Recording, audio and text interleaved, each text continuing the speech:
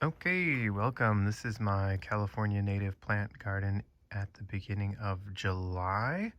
These are the plants that I put in, I believe it was December of 2022. So these are at about 7 months. And I have had a few issues. One of the big issues recently is that it is extremely hot. So we got our first heat wave. We had a really mild June, and now it is about 98 degrees, I think, right now, and it is 10 a.m. Today's going to peak at 107 degrees. That's issue number one. Issue number two, about 2 weeks ago, I left that water on accidentally when I went to work. I tend to turn the water on, the irrigation system on, before I go to bed, and then I turn it off when I get up in the morning before I go to work. So that we can get everybody about, somewhere around 16 gallons of water. Get really deep root watering going on for everybody. And then shut it off, let it completely dry out for a week, sometimes 2 weeks, depending on how hot it is. But yeah, I forgot it. I left it on, and I think these guys probably had somewhere in the range of 48 gallons of water. There was actually so much water that there was like runoff and pools of it in like the gopher holes or the ground squirrel burrows. And immediately two things happened. My Dara's Choice was just waterlogged, and it just went kaput. And then this hummingbird sage, where are you, right here, just kicked it too. They just root rot, clearly some sort of a bacterial situation. Was really happy with the water and the sunlight, and it just went to town on them, and they did not make it. So that was super sad. So the other situation, I don't know if these other hummingbird sages are about to succumb to the same problem. It's possible that they just had too much water, and now with all the heat, and I did test, it's been over a week, it's been about 10 days, and that is still wet underneath there, which is very concerning. They might just be about to rot completely, or maybe they're just wilting because of the sunlight. We are on a northern exposure here, and what I have discovered about this side of the house is the sun is hotter, or rather the shades, the direction of the sun is most northerly at the summer solstice, which we're about 15 days past. And so a lot of the places that were previously shady no longer are. So where I was thinking, oh, this is a great spot for hummingbird sage, we'll plop it in here, it gets partial shade. Now it's full sun, and it's going to be 107 today. So yesterday was 105, and they just weren't happy. So we'll see how they do. I don't know how. I don't know if they're going to pull through. I really hope so, because they were doing great right up until yesterday. So that's an issue. Another issue is, well, I guess, yeah, no other issues. I just kind of wanted to, well, there are a couple other issues, but I'll walk around and talk about them. But overall, I just kind of wanted to just take this in for a second. This is amazing. This Gracias, this Salvia Gracias, this is the Gracias sage, is just wild. Look at how huge it is. This is a first-year plant that just went in 7 months ago. It is massive, and this just shows you how important it is to sort of diagram your plants and like space them out accordingly. You know, when we plopped these guys in, it was like so sparsely populated, it looked like you could probably put another 14 in there, but that's not the case. So pretty happy with that. This Dara's Choice is amazing. Look at the size of it. So green, so beautiful, so lush. It's awesome.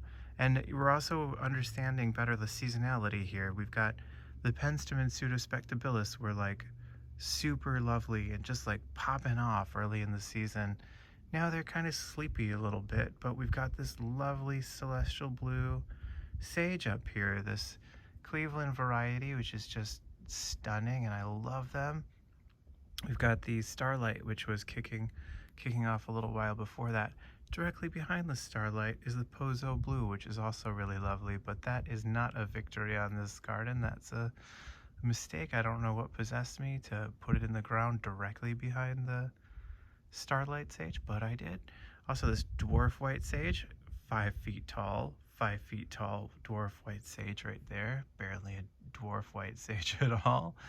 And once we get it kicking, this one, this one just went in 2 months ago, but we'll see if it survives. There's a Winifred Gilman sage right here.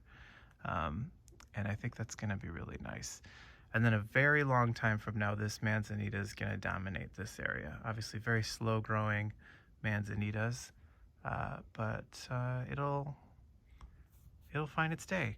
Also, my extra mega enclosure around my elderberry seems to be working. We do have some buds at the top where the deer have eaten the whole thing, like this whole finger pointing exercise we're doing. But you're getting a better idea than just, walking around. My snowberry here is huge. Look at how huge and beautiful, and nobody's eaten it, which makes me wonder if I can take the cage off, but I don't want to. I really want it to survive. It is getting way too much sun for snowberry, and I don't see that it's showing signs of fatigue at the moment.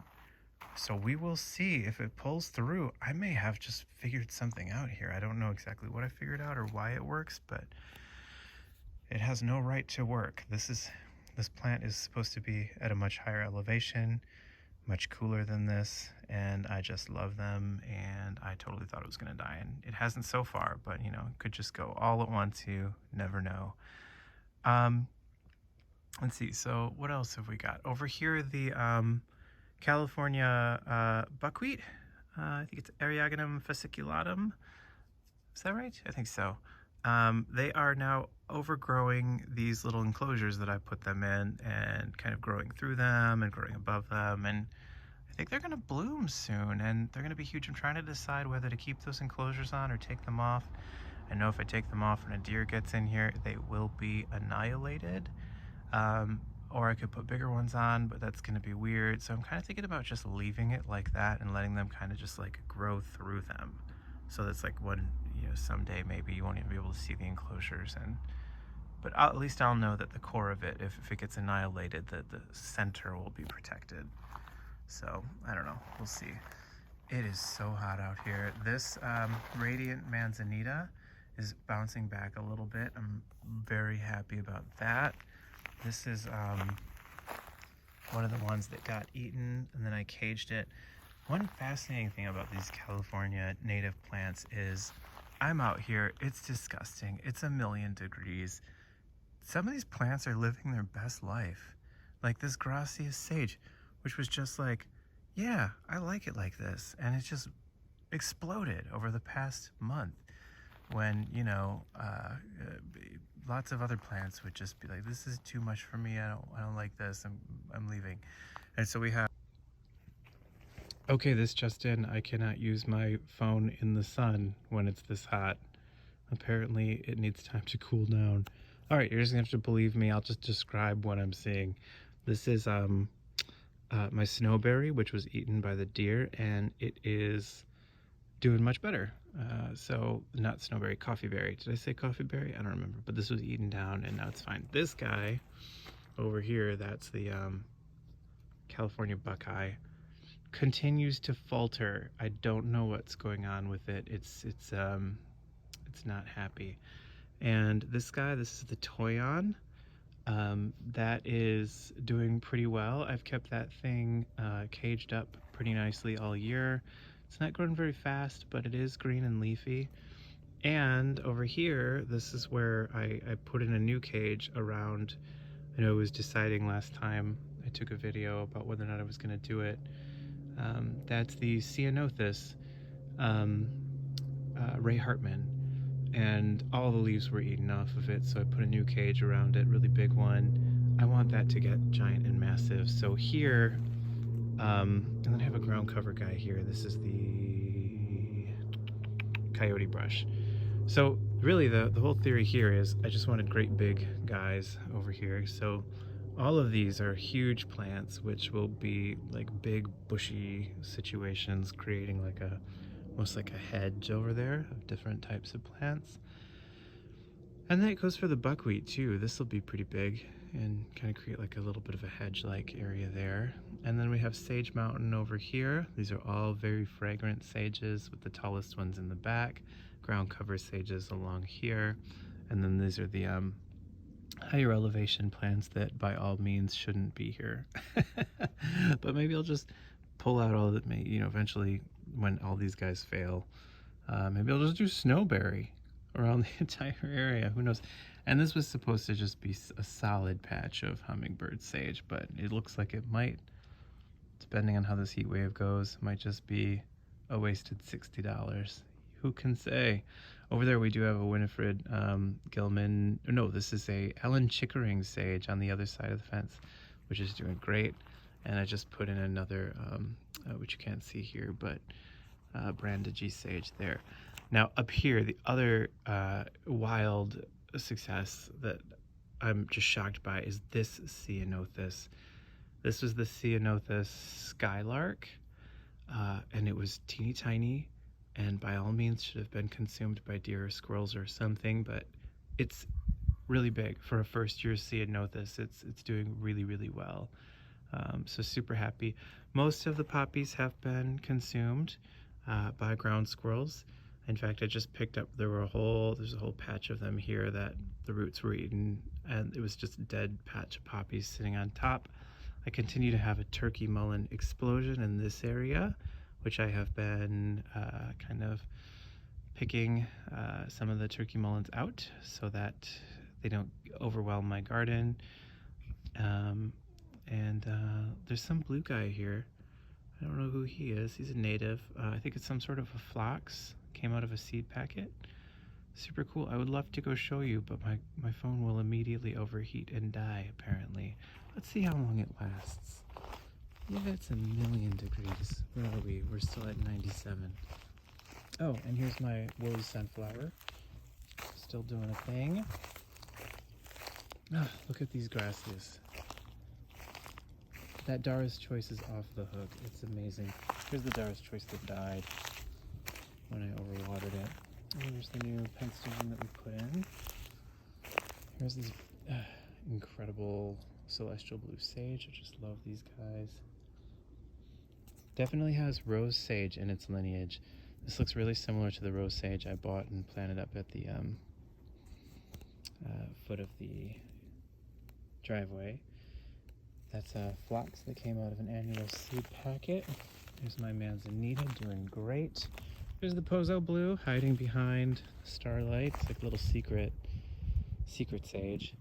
And this Starlight is phenomenal. First year Starlights are really good. Second year, I'm struggling with my second year Starlight, but it might just have been the aphids this year. Who can say? Oh look, here's a verbena, I think, which doesn't belong here. That's not a native. Okay, my phone's definitely about to die. Look at that. Gorgeous. It's going to be beautiful when it's full blown. There's another one of those phlox. Here's the new monkey flower we put in.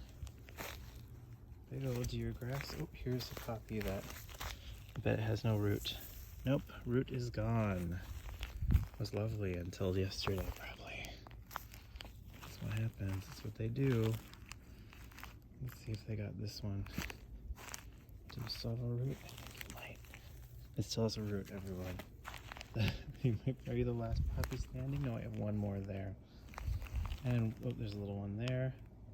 There's still some that they haven't gotten, but one by one they're taking them out.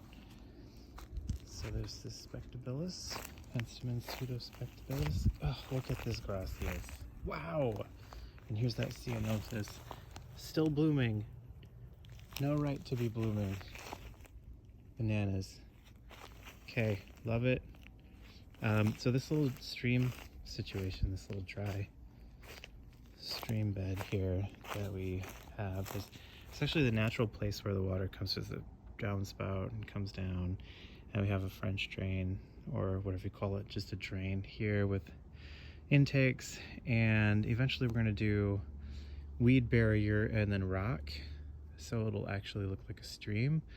But this year I just let it go and let this tarweed let this tarweed go crazy. I love the way it smells. It is native, and it's great. I have no idea what these guys are. I keep finding them everywhere, and I'm ripping them out. And I'm sure they have like some name, probably a commonly understood to be a horror that gardeners have to deal with in California that I'm just not familiar with yet. But oh my gosh, they're losing it, and they're so pleased with that accidental watering.